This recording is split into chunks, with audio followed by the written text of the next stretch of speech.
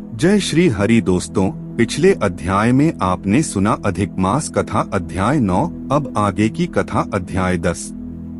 नारद जी बोले, हे तपोनिधे, परम क्रोधी दुर्वासा मुनि ने विचार करके उस कन्या से क्या उपदेश दिया, सो आप मुझसे कहिए।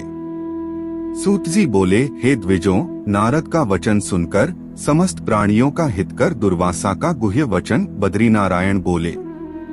श्री नारायण बोले, हे नारद, मेघावी ऋषि की कन्या के दुख को दूर करने के लिए दुर्वासा ऋषि ने जो कहा वह सुनो।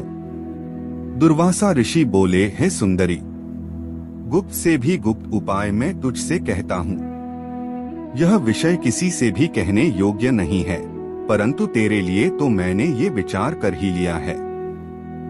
मैं विस्तार पूर्वक न कहकर तुझसे संक्षेप में कहता हूँ। हे सुभगे, इस मास से तीसरा मास जो आएगा वह पुरुषोत्तम मास है। इस मास में तीर्थ में स्नान कर मनुष्य भ्रूण हत्या से छूट जाता है। हे सुंदरी, कार्तिक आदि 12 मासों में इस पुरुषोत्तम मास के बराबर कोई मास नहीं है। जितने मास तथा पक्ष और पर्व हैं, वे सब पुरुषोत्तम मास की 16वीं कला के बराबर भी नहीं हैं।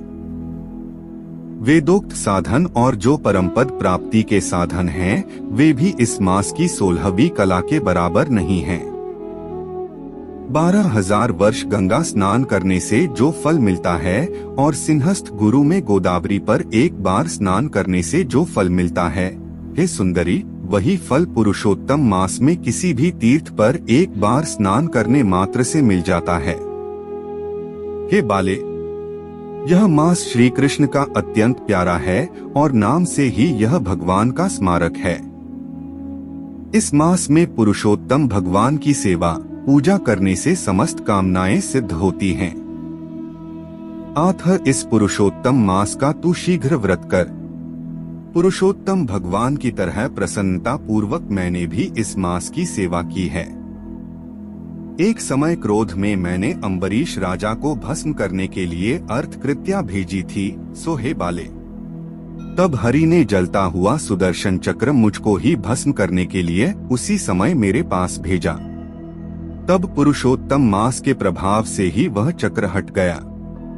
हे सुंदरी, वह चक्र त्रैलोक्य को भस्म करने का सामर्थ्य रखने वाला जब मेरे पास आकर खाली चला गया, तब मुझे बड़ा विस्मय हुआ। इसलिए हे सुभगे, तू श्री पुरुषोत्तम मास का व्रत कर। इस प्रकार मुनि की कन्या को कहकर दुर्वासा ऋषि ने विराम लिया। श्री कृष्ण जी बोले, हे राजन, दुर्वासा का वचन सुन भावों की प्रबलता के कारण असूया से प्रेरित वह कन्या मूर्खतावश दुर्वासा से बोली। बाला बोली, हे ब्राह्मण, हे मुने, आपने जो कहा वह मुझे रुचता नहीं है। माघादि मास कैसे कुछ भी फल देने वाले नहीं हैं।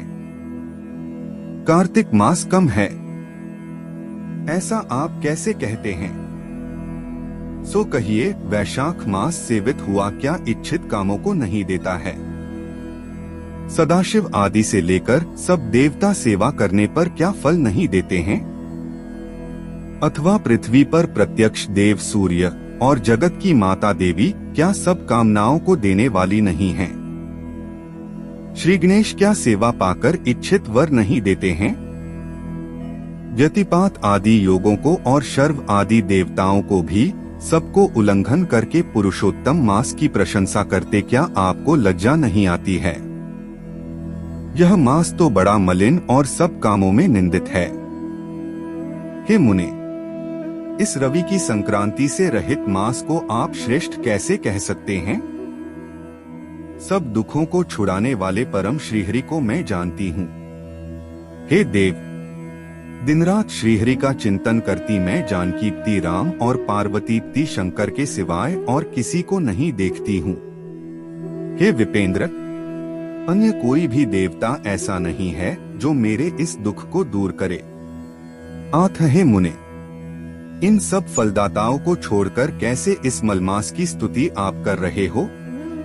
इस प्रकार ब्राह्मण कन्या का कहा हुआ सुनकर दुर्वासा मुनि शरीर से एकदम जाज्वल्यमान हो गए और नेत्र क्रोध से लाल हो गए। इस प्रकार क्रोध आने पर भी कृपा करके मित्र की कन्या को श्राप नहीं दिया और सोचने लगे कि यह मूर्खा है, हितहित को नहीं जानती है, अभी इसकी बुद्धि पूर्ण नहीं है। पुरुषोत्तम मास के महात्म्य का विद्वानों को भी पता नहीं है, तो थोड़ी बुद्धि वाले पुरुष और विशेष करके कुमारियों को तो हो ही कहां से सकता है। यह कुमारी कन्या माता पिता से रहित दुखाग्नि से जली हुई है, आथ अति उग्र मेरे श्राप को कैसे सहन कर सकती है। इस प्रकार सोचकर कृपा से मन में उठे क्रोध को शांत किया और स्वस्थ होकर दुर्वासा मुनि उस अति विह्वल कन्या से बोले। दुर्वासा बोले, हे मित्र पुत्री, तेरे ऊपर मेरा कुछ भी क्रोध नहीं है। हे निर्भाग्य, जो तेरे मन में आए वैसा ही कर। हे बाले, और कुछ भविष्य कहता हूँ सुन। पुरुषोत्तम मास का जो तूने अनादर किया है उसका फल तुझे अवश्य मिलेगा, इस जन्म में मिले अथवा दूसरे जन्म में मिले। अब मैं नरनारायण के आश्रम में जाऊंगा। तेरा पिता मेरा मित्र था, इसलिए मैंने शाप नहीं दिया है। तू बाल भाव के कारण अपने शुभाशुभ तथा हिताहित को नहीं जानती है। शुभाशुभ भविष्य को कोई टाल नहीं सकता है। अच्छा ठीक है, हमारा बहुत समय व्यतीत हो गया, अब हम जाते हैं, तेरा कल्याण हो। श्री कृष्ण बोले। ऐसा कहकर महाक्रोधी दुर्वासा मुनि शीघ्र चले गए। दुर्वासा ऋषि के जाते ही पुरुषोत्तम की उपेक्षा करने के कारण कन्या निष्प्रभा हो गई। तदंतर बहुत देर तक कन्या ने सोच विचार कर यह निश्चय किया कि देवताओं के भी देवता तत्काल फल देने वाले पार्वतीपति शिव की तप द्वारा आराधना करूंगी। मेधावी ऋषि की कन्या ने मन से इस प्रकार निश्चय करके अपने आश्रम में ही रहकर भगवान शंकर के कठिन तप करने को तत्पर हो गई। सूतजी बोले, बहुत फलों के दाता लक्ष्मीपति को और वैसे ही सावित्रीपति ब्रह्मा को छोड़कर एवं दुर्वासा के प्रबल वचन की निंदा कर वह ऋषि कन्या अपने आश्रम में ही अंधक को मारने वाले शंकर की सेवा के लिए तत्पर हो गई। इति श्री बृहन्नारदीय पुरुषोत्तम मास महात्म्ये दशमोध्यायः। दोस्तों, आज के अध्याय में इतना ही, बाकी की कथा अगले अध्याय में। मित्रों, आपको ये कथा कैसी लगी हमें बताएं और हमारे चैनल मायस्टिक नोइंग को जरूर सब्सक्राइब करें। धन्यवाद।